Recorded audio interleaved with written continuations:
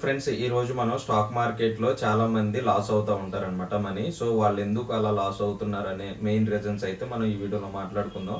Friends, stock market లో చాలా మంది నష్టపోతూ ఉంటారు. మనకు తెలిసిన వాళ్ళలో కానీ, సో మన ఫ్రెండ్స్లో కానీ చాలా మంది కూడా నష్టపోతూ ఉంటారు. వాళ్ళు అలా నష్టపోవడానికి వాళ్ళకి తెలియని విషయాలు ఏంటో కూడా నేను ఈ వీడియోలో అయితే చెప్తాను. ఫ్రెండ్స్, వీడియో చివరి వరకు చూడండి. వీడియో కనుక నచ్చితే మన ఛానల్ అయితే ఖచ్చితంగా సబ్స్క్రైబ్ అయితే చేసుకోండి. స్టాక్ మార్కెట్ గురించి మీకు ఏ డౌట్స్ ఉన్నా కూడా మీరైతే కామెంట్ సెక్షన్లో అయితే అడగండి, నేను ఖచ్చితంగా రిప్లై అయితే ఇస్తాను. ఫ్రెండ్స్, ఇంకా లేట్ చేయకుండా టాపిక్లోకి అయితే వెళ్ళిపోదాం. ఫస్ట్ రీజన్ గురించి కనుక మనం మాట్లాడుకుంటే మార్కెట్ నాలెడ్జ్ అనమాట. సో మార్కెట్ పైన చాలా మందికి నాలెడ్జ్ అనేది ఉండదన్నమాట. అసలు ఏం జరుగుతుంది ఏంటి అని కూడా తెలియకుండా వీళ్ళు ఇన్వెస్ట్ చేస్తూ ఉంటారు.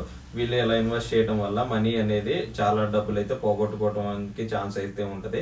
ఇంకా రెండోది చూసుకుంటే మనకి రీసెర్చ్ అనమాట. సో ఫ్రెండ్స్, చాలా మంది అసలు మీరు ఏ స్టాక్స్ కొంటున్నారు ఏంటో కూడా తెలియకుండా దానిపైన అసలు ఒక రీసెర్చ్ కానీ బ్యాక్గ్రౌండ్ వర్క్ కానీ ఏమీ లేకుండా ఇన్వెస్ట్ చేస్తూ ఉంటారు.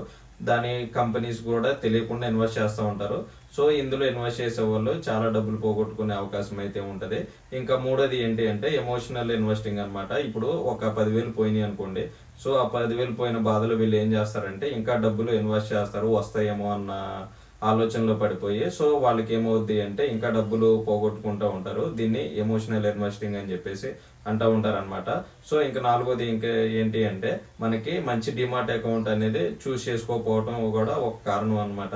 ఎందుకంటే మనకి మార్కెట్లో చాలా మంచి రకాల డిమాట్ అకౌంట్స్ అయితే ఉంటాయి. వీళ్ళు ఇందులో ఏది ఎక్కువ ట్రాన్సాక్షన్ ఛార్జెస్ కానీ ఇవన్నీ ఏమి తెలుసుకోకుండా వీళ్ళు ఇన్వెస్ట్ చేస్తూ ఉంటారు.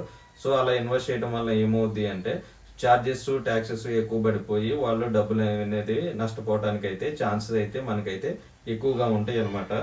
ఇంకా ఐదో రీజన్ గురించి కనుక మనం మాట్లాడుకుంటే రాంగ్ టైమింగ్స్ అనమాట. ఇప్పుడు మనకి మార్కెట్ మార్నింగ్ 9:30 నుంచి ఈవినింగ్ 3:30 వరకు అయితే ఉంటుంది.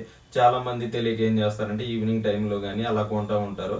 సో మీరు మార్కెట్ టైంలోనే కొనడానికి అయితే మీరైతే ట్రై చేయండి. మార్కెట్ టైమింగ్స్లో కాకుండా మీరు వేరే టైమింగ్స్లో కనుక స్టాక్స్ కొంటే మీకు నష్టాలు వచ్చే అవకాశం అయితే ఎక్కువ ఉంటుంది. ఇంకో రీజన్ ఏంటి అంటే బిజినెస్ న్యూస్ అనమాట. మీరు ఏ న్యూస్ చూడకుండా ఏమీ చూడకుండా ఉంటారు చాలా మంది. ఇప్పుడు మీరు న్యూస్ పేపర్సే చూసుకోండి, దాంట్లో బిజినెస్ పేపర్ అనేది ఒకటి ఉంటుంది. సో సెన్సెక్స్ ఎంత ఉంది, నిఫ్టీ ఎంత ఉంది, ఇలా ఎవరికి చాలా మంది అయితే తెలుసుకోకుండా అయితే ఇన్వెస్ట్ చేస్తూ ఉంటారు.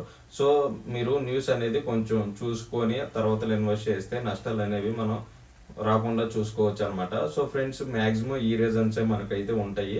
మీరు ఏ స్టాక్స్ లో ఇన్వెస్ట్ చేయాలి అనుకున్నా కూడా కొంచెం వీటిని అయితే వర్క్ అయితే చేయండి. వీటిపైన మ్యాక్సిమం మనకి నష్టాలు అనేవి రాకుండా ఉంటాయి అనమాట. ప్రజెంట్ మనకి స్టాక్ మార్కెట్ అనేది లాస్ లోనే ఉంది. సో మీరు ఫస్ట్ నాలెడ్జ్ అనేది గెయిన్ చేసుకొని ఆ తర్వాత మీరు స్టాక్ మార్కెట్లో ఇన్వెస్ట్ చేయడానికి అయితే ట్రై చేయండి. ఫ్రెండ్స్, వీడియో అనేది యూస్ఫుల్ అని చెప్పేసి మీకు అనిపిస్తే కనుక మన ఛానల్ అయితే సబ్స్క్రైబ్ అయితే చేసుకోండి. స్టాక్ మార్కెట్ గురించి కనుక మీకు ఏమన్నా డౌట్స్ ఉంటే కమెంట్ సెక్షన్లో అడగండి, నేను ఖచ్చితంగా మీకు అయితే రిప్లై అయితే ఇస్తాను.